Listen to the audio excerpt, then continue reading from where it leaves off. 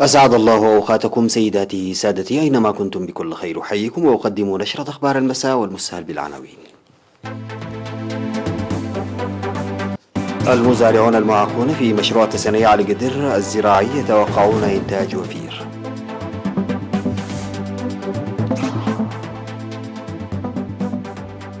ثمانمائة ألف نقفة دعما للمحتاجين.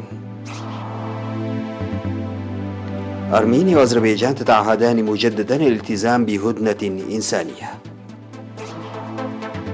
تركيا تمدد مهمة عروج ريس في شرق المتوسط.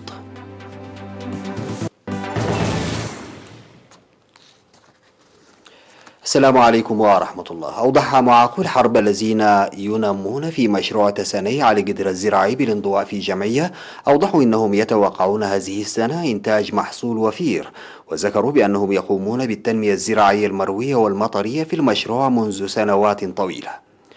وأشار المزارعون المعاقون إلى أن تمهيد الأراضي الزراعية بالآليات من شهر مارس وحصولهم على الجرارات بسعر مناسب والبذور المحسنة أسهم في نمو جيد للمزارع.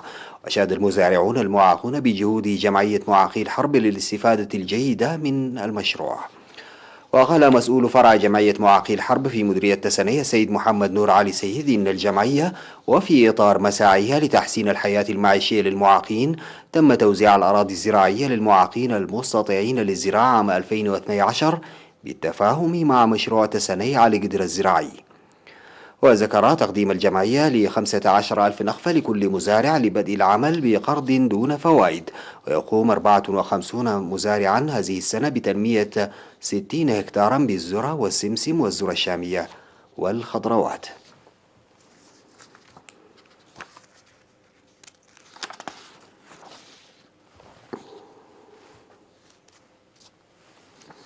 أوضح مدير ضاحية هبر صليم السيد عثمان علي ارتفاع المشاركة في التعليم في المرحلتين الابتدائية والمتوسطة من الجنسين، وذكر مواصلة الطلاب المنتقلين إلى المرحلة الثانوية في مدارس صبرا ودق محر الداخلية، معربا عن ثقته في زيادة المشاركة في التعليم خاصة الإناث إذا افتتحت مدرسة ثانوية في المنطقة.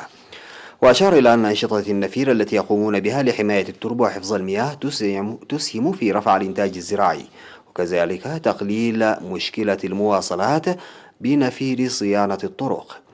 وأوضح أن بعد المؤسسات الصحية عن الضاحية يشكل صعوبة مع ازدياد عدد السكان، مناديا لفتح مؤسسة صحية وسط الضاحية. وتبعد هبر صليم بمديرية هبرو في إقليم عنسبة حوالي 90 كيلومترا إلى الشمال الشرقي من مدينة كرن.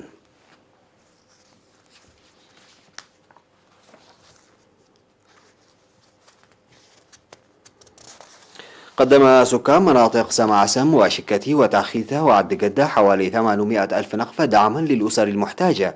وفاد مراسل وكالة الأنباء الإريترية بأن سكان منطقة سمعسم تبرعوا ب 390 ألف نقفة، وشكتي ب 290 ألفا و250 نقفة، ومنطقة تاخيثة ب 70 ألف نقفة، وعد جدة ب 49 ألف نقفة وزعت على المحتاجين.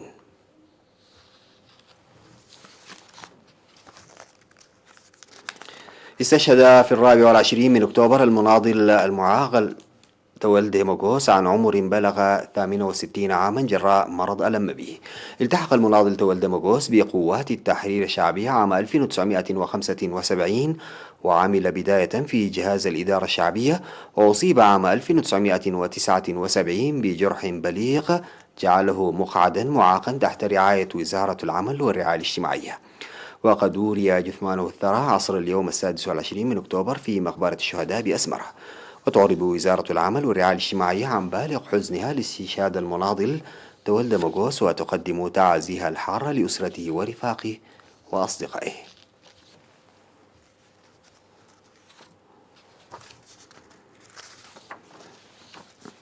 أتوقف سادتي مع فاصل ونعود لمواصلة الأخبار.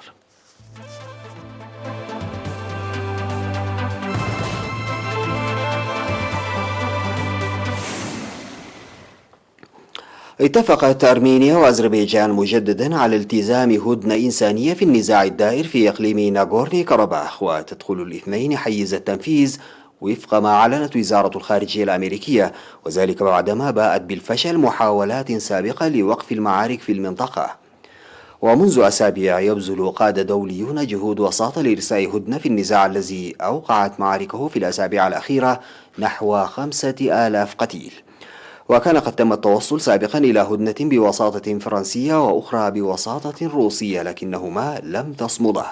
ورحبت أذربيجان بالاتفاق في بيان أصدره سفيرها في الولايات المتحدة إيلين سليمانوف، حمل فيه أرمينيا مسؤولية انهيار الهدنتين السابقتين. وتخوض أرمينيا وأذربيجان نزاعا حادا حول إقليم ناغورني كاراباخ منذ أن سيطر انفصاليون أرمينيون مدعومون من يريفان على المنطقة الجبلية في تسعينات القرن الماضي في حرب أوقعت 30,000 قتيل. وجاء الإعلان غداة لقاء وزير الخارجية الأمريكي مايك بومبيو نظيريه الأذربيجاني جيهون بيرموف والأرميني زهراب مناتسكنيان كما وممثلي فرنسا وروسيا في مجموعة مينسك.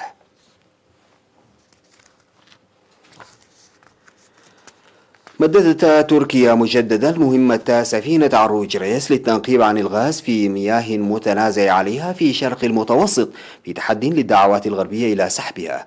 وأخطرت السفينة نظام التحذير البحري الدولي نافتكس بأنها ستبقى في المنطقة لغاية 4 نوفمبر. وأصبحت هذه السفينة التي ترافقها زوارق بحرية تمثل رمز المساعي التركية للبحث عن مصادر الغاز الطبيعي في شرق المتوسط، حيث أثارت اكتشافات حديثة حملات للتنقيب عن آبار جديدة. وتقول أثينا إن أنقرة تنتهك القانون الدولي من خلال عملياتها في المياه اليونانية. وكانت تركيا أرسلت في أغسطس سفينتها إلى المياه المتنازع عليها، ما أثار خشية قبرص واليونان اللتين أجرتا تدريبات عسكرية.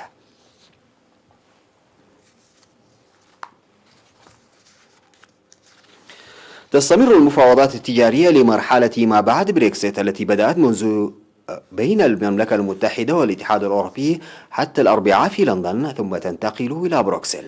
وقال مصدر أوروبي أن المفاوضات مستمرة، ولفت مسؤول إلى أن المفاوضات تتقدم. وكشف مسؤولان أوروبيان أن المفاوض الأوروبي ميشيل بارنيه سيتنقل بين لندن وبروكسل الأسبوع المقبل. ولا تزال المفاوضات متعثرة حول 3 نقاط، هي إمكانية وصول الأوروبيين إلى المياه البريطانية للصيد، والضمانات التي ستعطيها لندن في مجال المنافسة، وكيفية معالجة الخلافات في الاتفاق المقبل. واقترح الاتحاد الأوروبي على المملكة المتحدة العضو في الاتحاد الأوروبي لمدة 40 عاما اتفاقية لا رسوم جمركية وصفر حصص للوصول إلى السوق الأوروبية الموحدة.